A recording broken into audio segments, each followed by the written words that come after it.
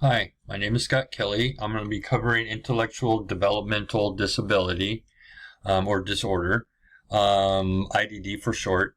IDD is comprised of three criterias. The first criteria being A, which is a general deficit in one's mental abilities. Criteria C is based on one's impairment in their everyday functioning, mentally, physically type of thing, but it's compared to one's peers based on age, gender, and socially cultural aspects.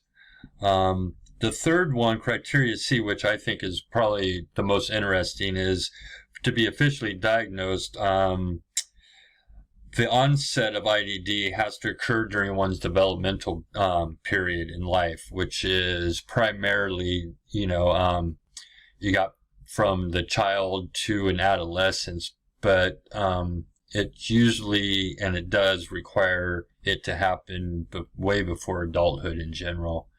The prevalence is approximately 1% per the DCM or DSM, which I found interesting.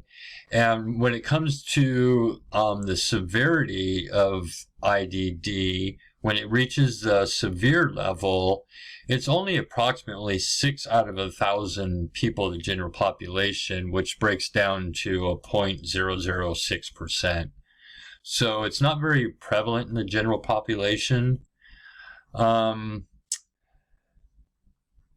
The interesting thing is some material, some literature and websites do say IDD is primarily based on IQ scores and reflects, a 70 or below in the score. The DCM or the DSM actually states that it's based on adaptive functioning, not an actual IQ per se. When IQ is used, it is basically just used to for the clinician, but then that needs to be interpreted per that clinician. But it does fall usually within that 7 or below realm.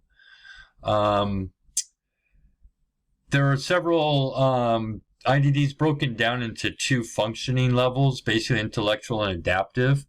The intellectual functioning, they vary. It can include one's inability to reason, to problem solve, and planning of any sort, your day, what you're going to do, I guess, probably the next hour or something. There's a lack of abstract thinking and judgment. It really does impair one's academic learning. From my experience, my stepson is diagnosed with ASD, and we had him in IAP since he was in the 3rd grade. And that also, the academic coincides with the inability with the experimental learning, which is basically just trial and error and actually observation. The adaptive functioning is basically just one's overall IDL's independent living skills. They're very limited. This to me, from my experience, coincides a lot with ASD, because it seems like they'll reach a certain they'll reach a physical age, say 14, but in reality their mental stage, and this could apply to the intellectual functioning too, would be say only 8. So they're below their peers functioning, and basically it's just difficult for them to achieve age appropriate standards of learning or behavior and whatnot. The other thing is, when it comes to IDD, it's actually a lifelong thing, which, of course, but it can change in severity. I mean, it can, I equate this to basically someone might actually learn some things from experience, or even treatment can help them lessen the actual severe symptoms and whatnot. So you got that component in there. The DSM does a great job in breaking down the severity. On pages 34 through 36, there's a table that shows the severity levels and 3 different domains, which are conceptual, social, and practical. And the severity can go from mild to profound. It's a very interesting table, and I would really suggest that who's ever interested that takes a look at it. It explains it very well. To be diagnosed, it takes a comprehensive evaluation, which is 2 components: your intellectual capacity and also an adaptive functioning assessment. Both of those will test, your comprehensive evaluation will again coincide with your intellectual, developmental functioning ability. Your adaptive functioning then coincides with your adaptive functioning, which they'll test you on your communications, one's ability to actually communicate correctly, to understand others. It will test on one's social skills, how one interacts with each other. IDD individuals tend to isolate because they can't really, very similar again to ASD, they don't have that ability to actually read facial expressions or body language, so they kind of read things the wrong way. I mean, basically, or unspoken cues. And again, I mean, they'll look at the school records and figure out, what's going on there and whatnot.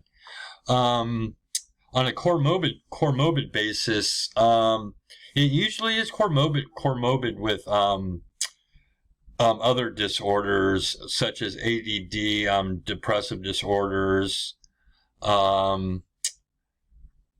impulse control. It can go even as so far as into a major neurological disorder too. So there's very aspects that it's comorbid with, but then you have to also take those out of the equation to actually be officially diagnosed with IDD, but they all overlap in somewhere. I think the biggest probably individuals have with IDD, or individuals in the general population and not understanding is IDD can cause very disruptive behavior in individuals, and they can basically be very aggressive and harm others and whatnot, damage property. So again, I mean, it's kind of a self-explanatory disorder if you read into it.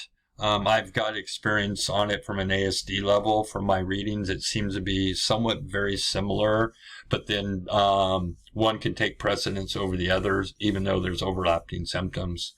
So, again, it's really up to the clinician to decipher, a proper diagnosis per the DSM and the criteria that I've pointed out in this video. Thank you.